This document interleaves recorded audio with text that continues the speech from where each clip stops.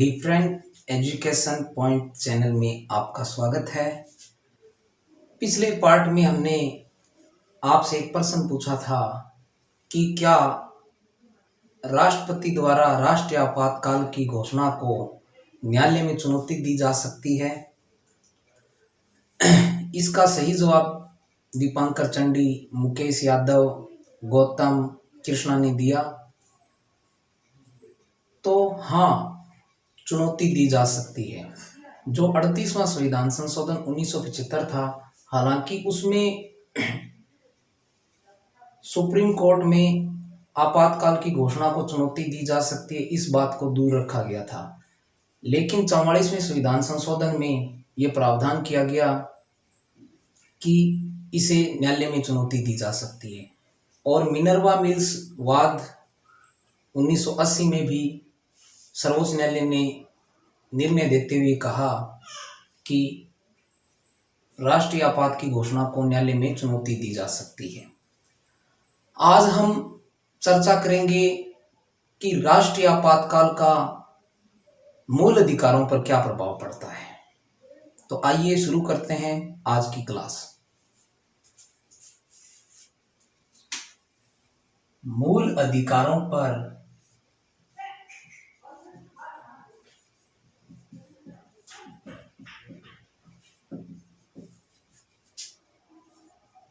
राष्ट्रीय आपातकाल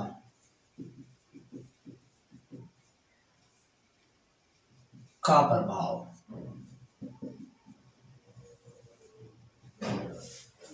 मूल अधिकारों पर राष्ट्रीय आपातकाल का प्रभाव, इसके लिए हमें दो अनुच्छेद देखने जरूरी हैं। अनुच्छेद 358 और अनुच्छेद 359। जो अनुच्छेद 358 है, इसके अनुसार अनुच्छेद 19 में दिए गए 6 अधिकारों का निलंबन होता है।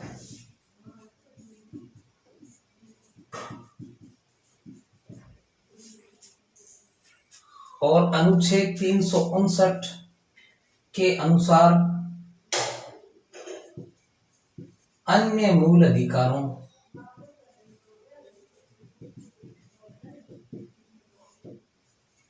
अनुच्छेद 20 व 21 को छोड़कर निलंबन होता है। यानी हम दो अनुच्छेद देखेंगे, अनुच्छेद 368 और अनुच्छेद 359। अनुच्छेद 368 के अनुसार 19 नंबर जो अनुच्छेद है, उसमें जो 6 स्वतंत्रताएं दी गई है, 6 अधिकार दिए गए, उनका ही निलंबन होता है। जबकि अनुच्छेद 359 के अनुसार जो 19 को छोड़कर अन्य मूल अधिकार है, यानी 19 के बारे में तो 358 में आ गया, तो 368 में अन्य मूल अधिकार जिनके अंदर अनुच्छेद 20 और 21 इनको छोड़कर बाकी का निलंबन होता है। अनुच्छेद 20 दो सीधी सी संरक्षण और अनुच्छेद 21 प्राण और दैहिक स्वतंत्रता, यानी दो ये ऐसे मूल अधिकार हैं जो आपातकाल में भी प्रभावी रखते हैं, इनका निलंबन नहीं होता है। अब हमें एक बात ये ध्यान में रखनी है कि जो अनुच्छेद 19 है, यह राष्ट्रीय आपातकाल के लागू होते ही स्वतः ही निलंबन हो जाता है। इसका स्वतः ही अपने आप ही निलंबन, यानी राष्ट्रपति को कोई आदेश द्वारा इन्हें निलंबित नहीं करना पड़ता है, अपने आप निलंबन हो जाता है। जबकि अनुच्छेद 368 अन्य मूल अधिकारों का निलंबन होता है, लेकिन अनुच्छेद 20 और 21 को छोड़कर, और यह स्वतः नहीं होता है, राष्ट्रपति एक आदेश द्वारा इनका निलंबन करते हैं।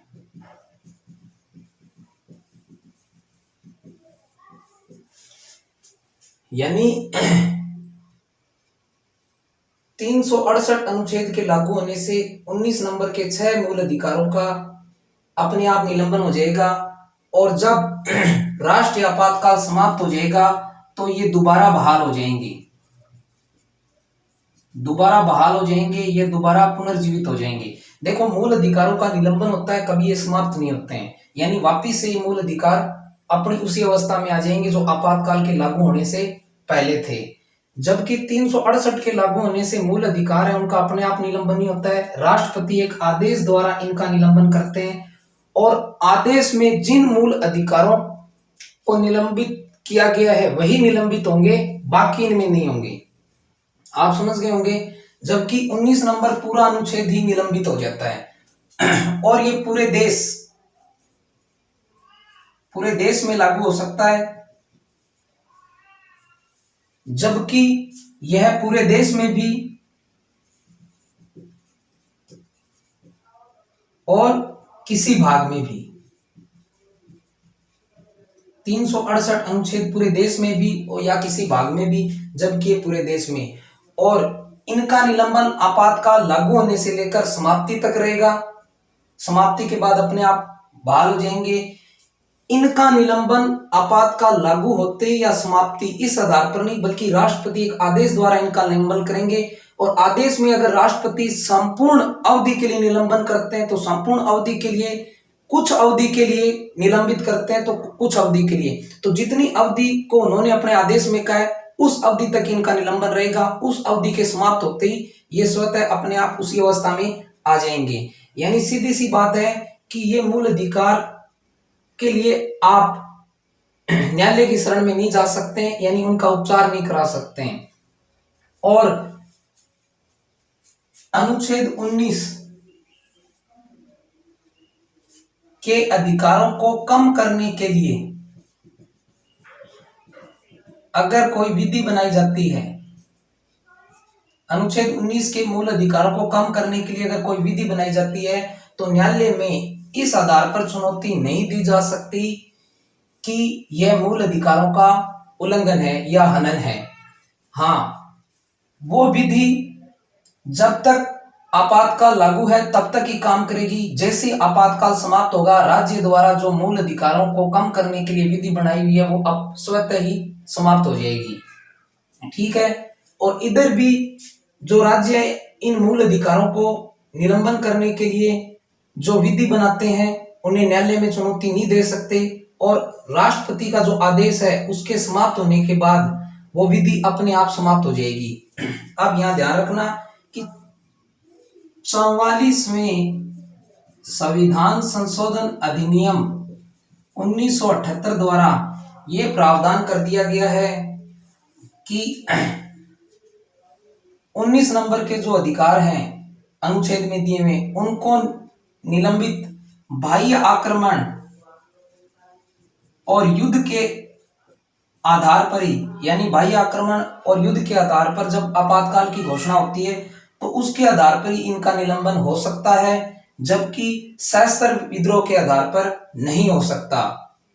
और जो 359 अनुच्छेद है इसके अनुसार इन अन्य मूल अधिकारों का 20 और 21 को छोड़कर राष्ट्रपति आदेश द्वारा जो निलंबन करते हैं ये बाह्य आक्रमण और युद्ध की स्थिति या सशस्त्र विद्रोह के आधार पर भी कर सकते हैं। प्लस न्यायालय में उन विधियों को चुनौती नहीं दी जा सकती जो आपातकाल से संबंधित हैं, और इधर भी न्यायालय में उन विधियों को चुनौती नहीं दी जा सकती जो आपातकाल से संबंधित है, तथा अनुच्छेद 20 और 21 को प्राप्त करने के लिए नागरिक न्यायालय जा सकते हैं, ऐसा इसके अंदर है। अब आप बात को समझ गए होंगे, इसको दोबारा रिवाइज कर लेते हैं कि राष्ट्रीय आपातकाल है उसका मूल अधिकारों पर प्रभाव क्या पड़ता है। इसके लिए हमने दो अनुच्छेद देखे, 358 और 359।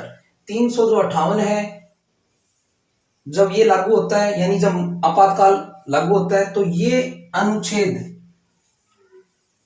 के अनुसार अनुच्छेद 19 में दिए गए 6 मूल अधिकारों का निलंबन अपने आप हो जाता है, और जब आपातकाल समाप्त होता है तो ये स्वतः ही अपनी अवस्था में आ जाते हैं, वापिस पुनर्जीवित हो जाते हैं।